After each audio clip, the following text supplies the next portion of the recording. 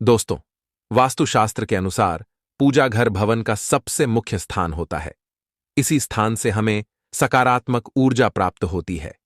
इसीलिए भवन में पूजा घर का निर्माण करते समय हमें वास्तुशास्त्र में बताए गए महत्वपूर्ण नियमों का पालन अवश्य करना चाहिए। पूजा घर को हम अपने परिवार के रीति रिवाजों के अनुसार सजाते हैं और उसमें अपने आराध्य देवी देवताओं को रखते हैं। परिवार यदि बड़ा है तो जाहिर है कि सभी के अपने अपने प्रिय देवी देवता होंगे और परिवार का हर व्यक्ति अपने प्रिय आराध्य की प्रतिमा यहां वहां से ढूंढ कर लाता है और उन्हें मंदिर में स्थापित करता है। इससे पूजा घर में देवी देवताओं की संख्या बढ़ती ही जाती है। परंतु यह एक गलत बात है। पूजा घर में देवी देवताओं की संख्या सीमित होनी चाहिए जिससे पूजा करने में आसानी हो सके। और भी कई ऐसी गलतियां हैं जो अक्सर अनजाने में ही हमसे हो जाती हैं और उन्हें लगातार नजरअंदाज करने पर हमें हमारी पूजा अर्चना का सही फल नहीं मिलता है। इसीलिए हमें पूजा घर में कुछ नियमों को अवश्य ही ध्यान में रखना चाहिए जिससे हमें अपनी आराधना का सही फल मिल सके। आइए जान लेते हैं पूजा घर से संबंधित महत्वपूर्ण वास्तु नियम। सबसे पहली और बड़ी गलती जो अक्सर हम सभी से हो ही जाती है वो है मंदिर को अस्वच्छ रखना। पूजा घर में मंदिर को जिसमें आप भगवान को स्थापित करते हैं कभी भी अस्वच्छ नहीं रखना चाहिए। साथ ही हमें भी पूरी तरह से स्वच्छ होकर ही पूजा घर में जाना चाहिए। चप्पल जूते पहनकर या गंदे पैरों से पूजा घर में नहीं जाना चाहिए। दूसरी महत्वपूर्ण बात यह है कि हमारे पूजा घर का दरवाजा कभी भी दक्षिण दिशा में खुलने वाला बिल्कुल भी नहीं होना चाहिए। दक्षिण दिशा मृत्यु के देवता यमराज की दिशा मानी जाती है। इस दिशा में भगवान के लिए लगाए गए दिए की ज्योत भी नहीं होनी चाहिए। इसी प्रकार से देवी देवताओं के मुख भी दक्षिण दिशा में कदापि नहीं होने चाहिए। साथ ही यह भी ध्यान रखें कि देवी देवताओं के मुख एक दूसरे के आमने सामने न हो। तीसरी बात है, पूजा घर में कभी भी खड़े हुए और नाचते हुए गणपति की मूर्ति न रखें। तांडव करते हुए भगवान शिव की मूर्ति अथवा तस्वीर न हो। हनुमान जी की तथा माता की रौद्र रूप में फोटो या मूर्ति कभी भी नहीं लगानी चाहिए। किसी भी भगवान की हमेशा ही शांत और बैठी हुई अवस्था में अर्थात विराजमान अवस्था में ही मूर्ति होनी चाहिए।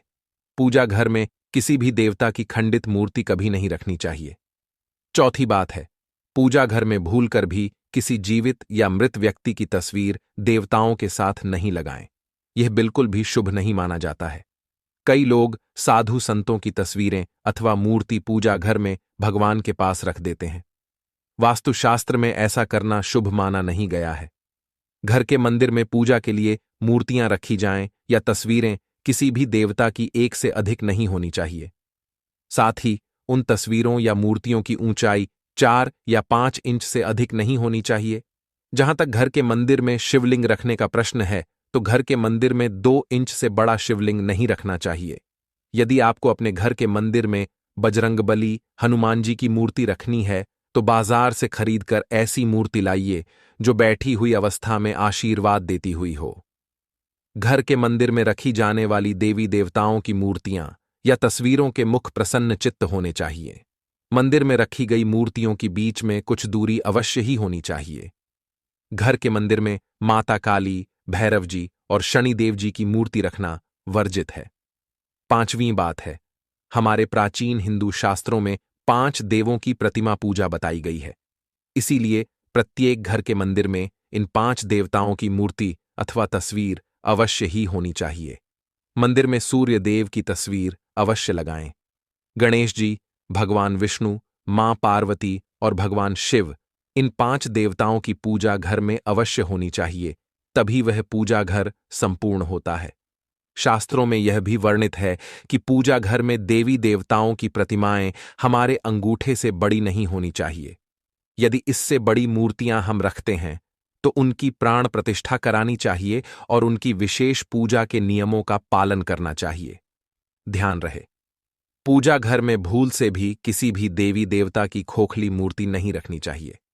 मूर्ति मिट्टी की हो अथवा धातु की, वह कभी खोखली ना हो। ऐसी मूर्तियां जल्दी खंडित हो जाती हैं।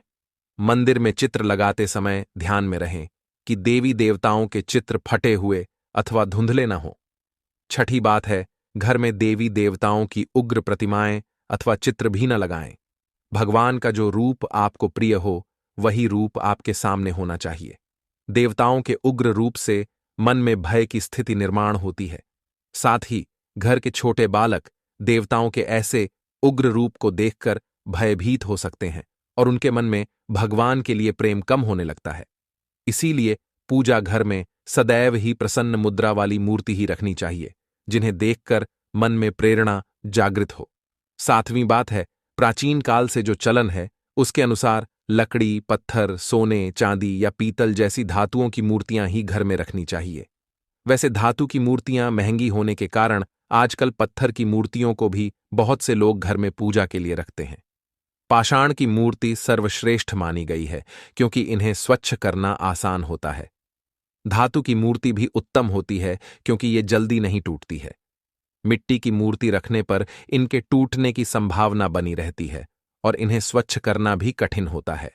इसीलिए घर के मंदिर में ऐसी मूर्तियां रखें जो टूटे नहीं और उन्हें आसानी से स्वच्छ किया जा सके। घर के मंदिर में भूल से भी प्लास्टिक की अथवा प्लास्टर ऑफ पेरिस की मूर्तियां न रखें। वास्तुशास्त्र में ऐसी मूर्तियों की पूजा करना अशुभ माना गया है। आठवीं बात है, वास्तुशास्त्र के अनुसार घर में मंदिर का स्थान कहां पर होना चाहिए। दोस्तों, भगवान तो इस संसार के कण कण में विराजमान हैं, लेकिन जहां बात करें मंदिर की, तो उसके लिए निश्चित स्थान की आवश्यकता होती है, ताकि ईश्वर का स्मरण करते समय हमारा ध्यान केंद्रित हो। इसके लिए वास्तुशास्त्र में पूर्व दिशा का निर्धारण किया गया है। यदि मंदिर को पूर्व और उत्तर की दिशा के मध्य में बनवाया जाए तो यह सर्वोत्तम होता है, क्योंकि यह स्थान सकारात्मक ऊर्जा का स्थान होता है। इसी दिशा से सकारात्मक ऊर्जा घर में प्रवेश करती है। लेकिन ध्यान रहे, आपके घर का मंदिर वॉशरूम या शौचालय से दूरी पर होना चाहिए। अपने घर का पूजा स्थल ऐसे स्थान पर कदापि न बनाएं जहां पास में वॉशरूम हो, क्योंकि वॉशरूम या शौचालय नकारात्मक ऊर्जा का क्षेत्र है। ऐसे स्थान पर मंदिर बनाने से अशुभ परिणाम प्राप्त होते हैं। पूजा करते समय नकारात्मक ऊर्जा आपको प्रभावित कर सकती है।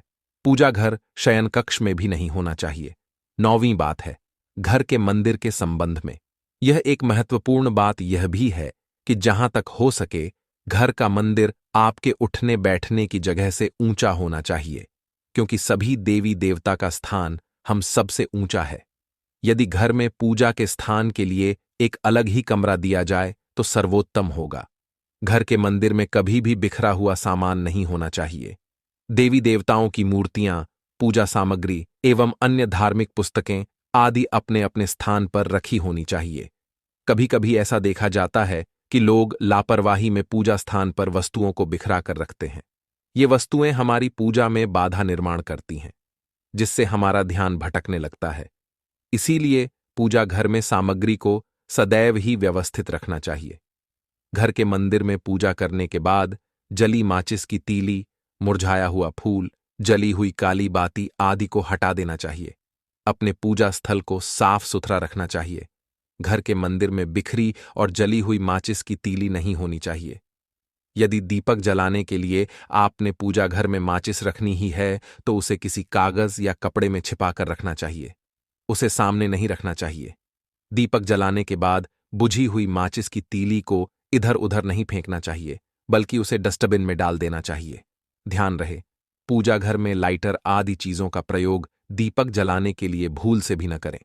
तो दोस्तों, इस प्रकार से आप अपने पूजा घर में वास्तुशास्त्र के नियमों का पालन करके सकारात्मक ऊर्जा निर्माण कर सकते हैं।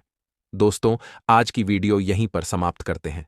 आशा करता हूं दोस्तों, हमारे द्वारा दी गई जानकारी आपको पसंद आई होगी।